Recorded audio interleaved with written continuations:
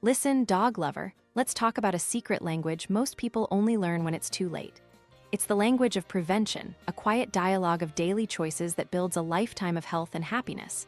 Most dog owners miss this step. You won't after today. We're going to talk about reducing your customer acquisition cost. Now, stay with me. Your dog isn't a customer, but the cost in time, money, and heartache of fixing problems is profoundly real. The real cost isn't the adoption fee. It's the $2,000 emergency vet bill for a preventable ingestion. It's the $500 behaviorist for anxiety that could have been managed with simple routines. It's the years of stress watching your best friend suffer from chronic issues. Today, we lower that cost for good. This is not about being perfect. It's about loving your dog better, smarter, and with a gentle, proactive heart. Before your dog's next meal, try this simple test. As you prepare their food, place your hand gently on your own chest. Take one deep breath. In for 4, hold out for 6. Again, feel your own shoulders drop. That is you down-regulating your own nervous system. You are influencing the energy in the entire room. Now, with that same calm energy, go to your dog.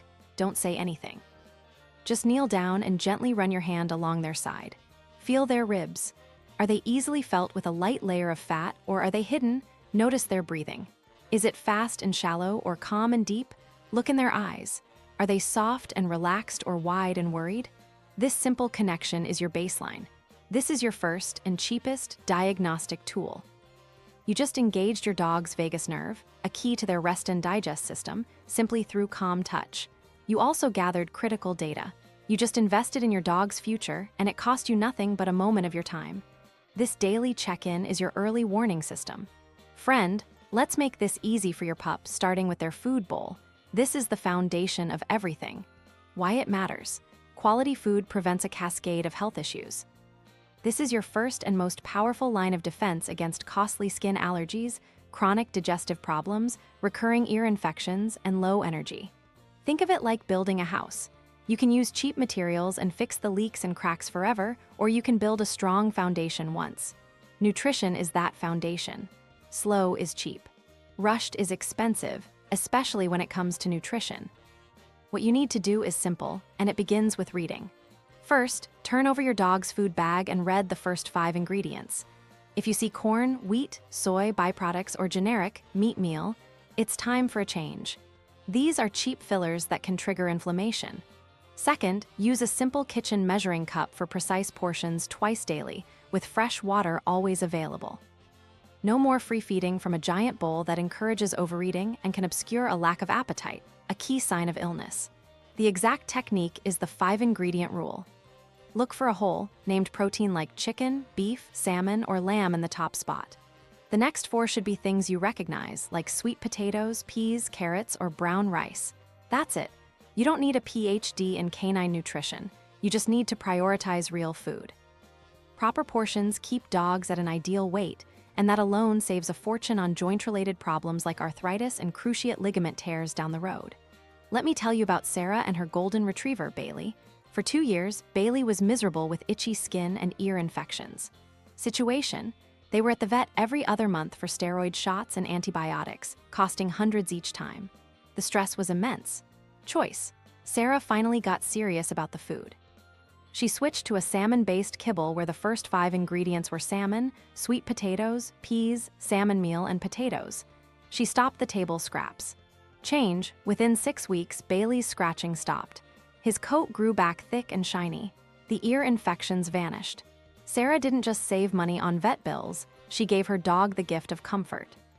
You're not being difficult when you ask questions about food, you're being clear about your dog's health. For a 1-minute win, add a spoonful of pure, unsweetened pumpkin puree to their next meal. It's fantastic for digestive health. Now, let's talk about the vet. My dear dog owner, here's the truth: an annual checkup is the cheapest insurance you will ever buy. Why it matters. A vet's hands on your dog once a year can catch a lump when it's the size of a pea, not a golf ball. They can hear a heart murmur before it becomes congestive heart failure. They can spot dental disease before it requires expensive extractions and seeds bacteria into your dog's bloodstream.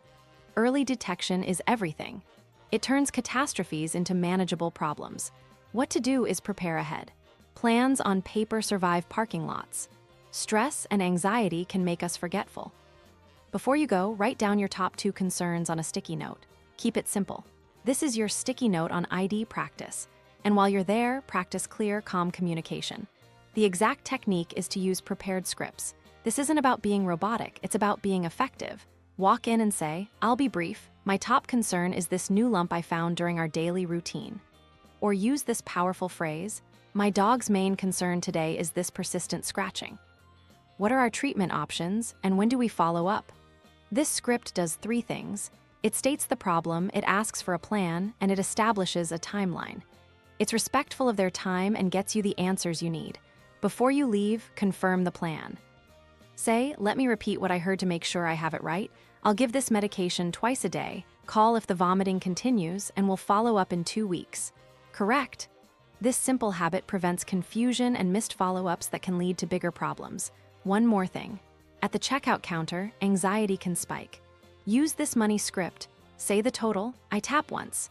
If it fails, void before a second. This prevents accidental double charges and keeps you in control during a stressful tap-to-pay moment. Remember these non-negotiable red flags for your dog: sudden collapse, pale gums, difficulty breathing, or a bloated, hard abdomen. These mean you go to the emergency vet now, not later. Have their number and your own vet's number on a wallet card or saved in your phone. Preparation is peace. Here's the secret to a well-behaved dog. It's not about endless training sessions or being a drill sergeant. It's about clear, kind communication. Why it matters. Consistent commands build trust. Positive reinforcement teaches dogs what you want them to do, rather than just punishing what you don't. This trust is the foundation that prevents costly behavioral problems like separation anxiety, resource guarding, or aggression. It's freedom work. When your dog trusts you, you can take them more places. You have more freedom, and so do they. Last spring, my friend's beagle Max was terrified of thunderstorms. Situation: he would pant, pace, and try to claw his way through the drywall. It was dangerous and heartbreaking. Choice: instead of scolding him, she created a safe den in a closet with his favorite blanket, a long-lasting chew, and she played calming classical music. She didn't coddle him, she just provided a safe alternative. Change: within 2 storms, Max learned to take himself to his den when he heard thunder. His anxiety plummeted. That safe space cost nothing but a little thought. What to do is focus on 5-minute sessions, positive rewards, and consistent commands. One command at a time. If your dog fails, the system failed, not the dog. Try a different approach. The exact technique for solving many issues is the boundary frame. This is how you use your English micro moves for clarity.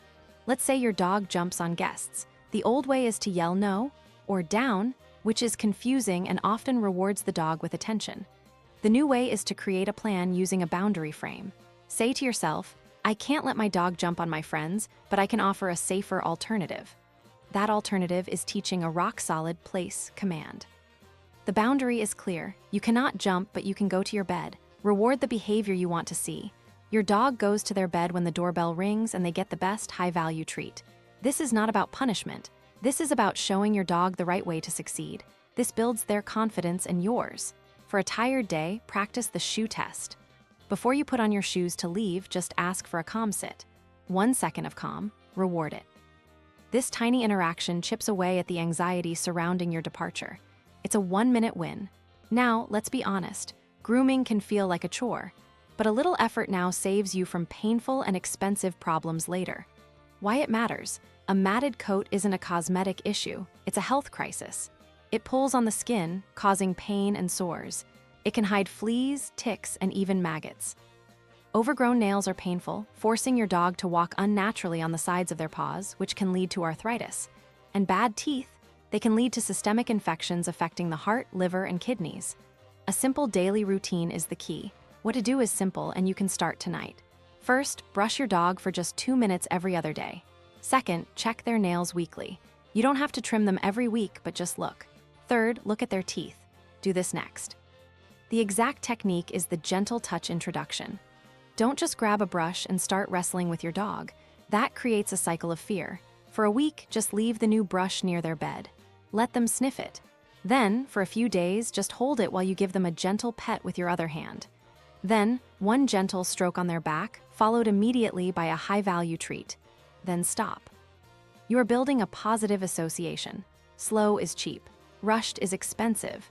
If a full grooming session is too much on a tired day, just brush one small section like their back. Or just practice holding their paw for a few seconds, followed by a treat. Calm energy is still healing. Our sink smile routine is a great micro practice. When you brush your own teeth at the sink, make it a habit to gently lift your dog's lip and take a quick peek at their teeth. This normalizes having their mouth handled and gives you daily data. If you go to a groomer, you are your dog's advocate. You can say, "May I have extra time to make my dog comfortable?" You are not being difficult, you're being clear. Make your paths safe with good nutrition and preventative vet care. Practice small balance every day with short, positive training. Schedule joy like it matters through gentle touch and routine checks. On days when you feel exhausted, remember the light action alternatives. If a long walk is too much, do 10 repetitions of sit and stay in the living room. It's still connection. It's still communication. It still counts. When you travel, remember you are their voice. A simple script like, "May I pre-board for extra time to get settled?" can make a world of difference for an anxious dog. It's not about demanding special treatment. It's about requesting a small accommodation for a smoother journey. All of these small habits, these one-minute wins, they stack up. They are the deposits you make into your dog's health and happiness bank account, ensuring you have a deep reserve when life inevitably gets challenging. Which 2 habits will you start today? Will it be the 5-ingredient rule, check at the pet store? Or the 2-minute baseline check tonight? I'm cheering for you. This is not vanity, it's freedom work.